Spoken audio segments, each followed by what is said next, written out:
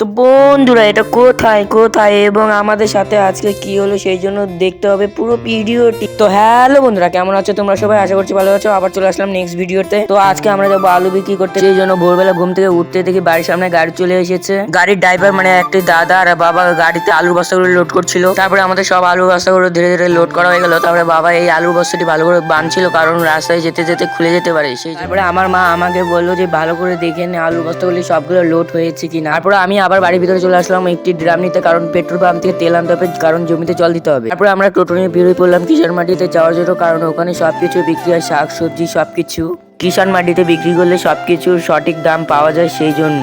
আর দেখো তোমাদের সাথে কথা বলতে বলতে চলে আসলাম আমরা বুনিয়াদপুরে। আর এখান থেকে কিছুটা গেলে আমরা ঢুকে যাব কিষান মাটি। আর তোমরা দেখতে পাচ্ছ এতগুলো লোক যে সারিবদ্ধ হয়ে দাঁড়িয়ে আছে, এরা কিসের জন্য বলো তো? তোমরা যদি কেউ জেনে থাকো তো কমেন্ট করবে। তো আমি বলে দিচ্ছি, তোমাদের বলতে হবে না। তো এখানে যে এতগুলো লোক দাঁড়িয়ে আছে ভোরবেলাতে, কারণ এরা হচ্ছে লেবার, এদেরকে কেনা বেচা হয়। এটাও আমি প্রথমবার শুনেছি বুনিয়াদপুর আলু বিক্রি করতে। যে তোমরা কে কে জানতে কমেন্ট করবে। দিনের আলোয় অশান্ত একটি শহর, কিন্তু রাত্রে বেলাতে শান্ত কত দেখো। কিষান মাটি ঢুকার আগে একটি শিবের মন্দির আমরা দেখতে পেলাম, আর হর হর মহাদেব বলে ঢুকে গেলাম। আর সবাই সবার দোকান সাজাচ্ছিল। আর আমাদের যাওয়ার আগে দেখো কতগুলো আলু গাড়ি চলে এসেছে। আর আমাদের সব আলু বস্তা নামানো হয়ে গেলে আমি একটু টোটোতে বসেছিলাম। তারপরে দুটো আলুর পাইকারি এসে আমাদের সব আলুগুলো কিনে নিল। তারপরে হাতের ড্রাম নিয়ে আমরা গেলাম তেল পাম্পে। তারপর ড্রামে করে তেল নিয়ে আমরা বাড়ি যাচ্ছি। তো তোমরা যাওয়ার আগে রাধে রাধে বলতে যেন ভুলো না।